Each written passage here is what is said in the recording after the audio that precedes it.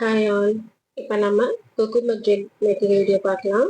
Cucumber வந்து நல்லா ஃப்ரெஷ்ஷாக இருக்கணும். ஃப்ரெஷ்ஷாக இருக்கிறதா பார்த்து வாங்கிக்கிங்க.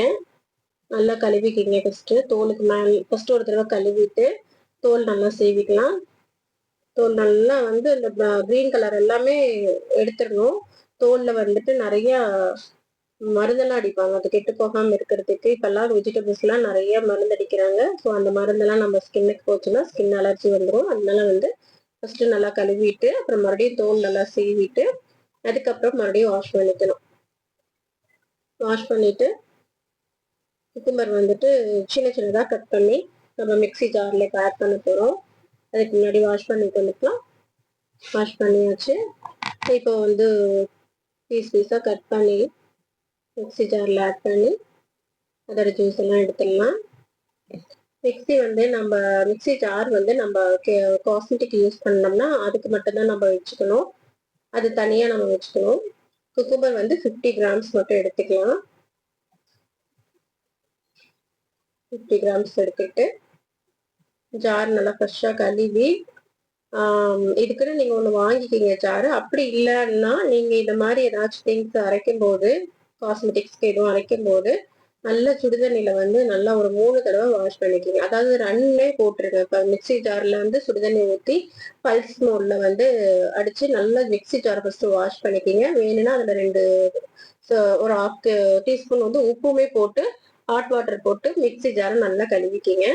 அதை பல்ஸ் ஃபுட் மோடில் வச்சு உள்ள சுத்தமாக கழுவுங்க. அப்போ தான் நல்லா சுத்தமாகும். அந்த உள்ளுக்குள்ளே ஒட்டி இருக்கிறது எல்லாமே க்ளீன் ஆயிடும். இந்த மாதிரி பேப்பர் வந்து கீழே வச்சுக்கோங்க. ஜார் மூடிக்கு மேலே ஒரு பேப்பர் வச்சுக்கோங்க. ஏன்னா ஜார் மூடியில் போய் நிறையா அப்படியே ஒட்டிக்கும். உங்களுக்கு அது தெரியும் நினைக்கிறேன். நம்ம எவ்வளோ போட்டாலும் அந்த திங்ஸ் வந்து ஜார் மேலே போய் ஒட்டிக்கும், மூடி மேலே போய். ஏன்னா நம்ம கொஞ்சமாக தானே போடுறோம், அதெல்லாம் போய் மூடியில் ஒட்டிக்கும். அது இல்லாமல் மூடியில் ஏற்கனவே ஏதாவது நம்ம பண்ணியிருந்தோம்னா அதோட ஸ்மெல்லும் வந்து இதில் இறங்கிடும். அதனால வந்து எப்பவுமே இந்த மாதிரி ஒரு கவர் மேல வச்சுக்கோங்க. அது வந்து அந்த ஜாருக்குள்ளேயே வந்து நின்றுக்கும். ஈஸியா உங்களுக்கு கிரைண்டும் பண்ணிடும். நல்லா ஃபைனாவும் கிரைண்ட் பண்ணிடும். ஸோ இந்த மாதிரி எடுத்தாச்சு. இப்போ பல்ப்பு வந்து ரெடி ஆயிடுச்சு. நமக்கு வெறும் குக்கும்பர் மட்டும்தான் நம்ம மிக்சி ஜார்ல போட்டு அரைச்சிருந்தோம். அதனாலதான் நமக்கு இப்ப பல்பியா கிடைச்சிருக்கு. தண்ணி ஊத்தாதீங்க. தண்ணி ஊத்தி அடிச்சிங்கன்னா உங்களுக்கு வந்து சரியா அரைப்படாது. 1 2 அப்படியே நின்றும். அரைச்சதை வந்து ஒரு பவுல்ல மாத்திக்கலாம். பவுல்ல மாத்தி டிஎம் வாட்டர் 100 ml ஆட் பண்ணி நல்லா கொதிக்க வைக்கணும். இந்த ஸ்டேஜ் வந்து ரொம்ப முக்கியமானது. குக்கும்பர் ஜெல் வந்து சீக்கிரமா கெட்டு போயிடும். அதனால வந்து இப்ப நம்ம கொதிக்க வைக்கிறோம் இல்லைங்களா, அந்த கொதிக்கிறது வந்து நல்லா ஈவனா கொதிக்கணும். மேல எல்லாம் ஒட்டி இருக்கும். ஒட்டி இருக்கிறதெல்லாம் பாத்திரத்துல வந்து சைட்ல எல்லாம் வந்து நின்னுக்கும் இல்லையா, அதெல்லாமே நம்ம நவுத்தி விட்டு நல்லா ஈவனா குக் ஆகிற மாதிரி நம்ம வந்து அதை கொதிக்க வைக்கணும். நல்லா கொதிச்சதுக்கு அப்புறமா ஒரு 10 12 நிமிஷமாவது நம்ம அதை கொதிக்க வைக்கணும். இப்போ வந்து நான் எடுத்திருக்கிற பல்ப்பு பார்த்தீங்கன்னா ஒரு 120 ml வரும். அந்த 120 ml வந்து கொதிக்கிறதுக்கு ஒரு 8 நிமிஷத்துல இருந்து 10 நிமிஷம் வரைக்கும் கொதிக்க வைக்கணும். அதே மாதிரி குக்கும்பர் ஜெல் நம்ம பண்ணனாலுமே நல்ல ஒரு ஸ்டோரேஜ் எடுத்து வைக்கிற பக்கம் வந்து பார்த்தீங்கன்னா எந்த ஒரு ஃபங்கலும் இல்லாமல் இருக்கணும், ஈரம் இல்லாமல் இருக்கணும். நல்லா ஏர்டைட் பாக்ஸில் போட்டு நல்லா க்ளோஸ் பண்ணி வச்சிடணும். அப்பதான் வந்து அது கெட்டு போகாமல் இருக்கும். இப்போ பாருங்க, அதை நான் இதை ஆற வைக்கல, சூடாக தான் இருக்கு. இதுவும் உங்களுக்கு காமிக்கிறதுக்காக இந்த வீடியோ நான் எடுத்தேன்.